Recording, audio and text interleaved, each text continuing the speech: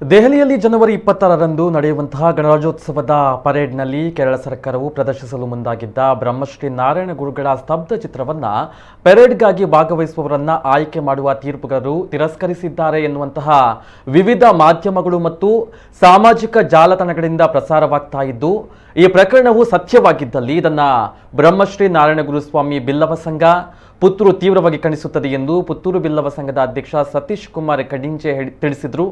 Puttur press ಕ್ಲಬ್ನಲ್ಲಿ ಪತ್ರಿಕಾಗೋಷ್ಠಿಯಲ್ಲಿ ಮಾತನಾಡಿದ ಅವರು, ಬ್ರಹ್ಮಶ್ರೀ ನಾರಾಯಣ ಗುರುಗಳು ಪ್ರಾತಃ ಸ್ಮರಣೀಯರು ಹಾಗೂ ಪೂಜನೀಯರು.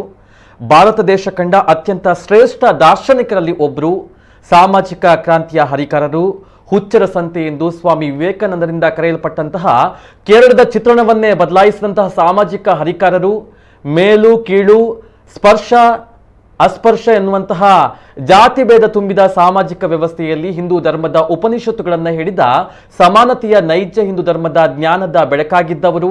ಬ್ರಹ್ಮಶ್ರೀ ನಾರಾಯಣ ಗುರುಗಳು ಒಂದೇ ಜಾತಿ, ಒಂದೇ ಮತ, ಒಂದೇ ದೇವರು ಎನ್ನುವಂತಹ ಸರ್ವಕಾಲಕ ಸಂದೇಶವನ್ನ ಜಗಕ್ಕೆ ಸಾರಿದ ಪರಮ ಗುರುಗಳಾಗಿದ್ದು, ಇಂತಹ ಸಂತನ ಸ್ತಬ್ಧ ಚಿತ್ರವನ್ನ ಕೇಂದ್ರ ತಿರಸ್ಕರಿಸಿರುವುದು ನಾರಾಯಣ ಗುರುವಿಗೆ ಮಾಡಿದ ಅವಮಾನ ಎಂದರು.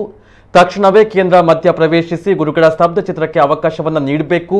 ಇಲ್ಲದೇ ಹೋದಲ್ಲಿ ಜನವರಿ 26ರ ಬಳಿಕ ಪುತ್ತೂರಿನಲ್ಲಿ ಎಲ್ಲಾ ಸಮಾಜದವರನ್ನ ಸೇರಿಸಿ ಪ್ರತಿಭಟನೆ ನಡೆಸಲಾಗುವುದು ಎಂದ ಅವರು ಇದೇ ಸಂದರ್ಭದಲ್ಲಿ ಎಚ್ಚರಿಸಿದರು. ಬ್ರಹ್ಮಶ್ರೀ ನಾರಾಯಣ ಗುರುಗಳ ಸ್ತಬ್ಧ ಚಿತ್ರವನ್ನು ನಿರಾಕರಣೆ ಮಾಡಿದ್ದಾರೆ ಅಂತ ಒಂದು ವಿಚಾರವನ್ನು ನಾವು ಪತ್ರಿಕೆಯಲ್ಲಿ ಕಾಣ್ತಾ ಇದ್ದೇವೆ.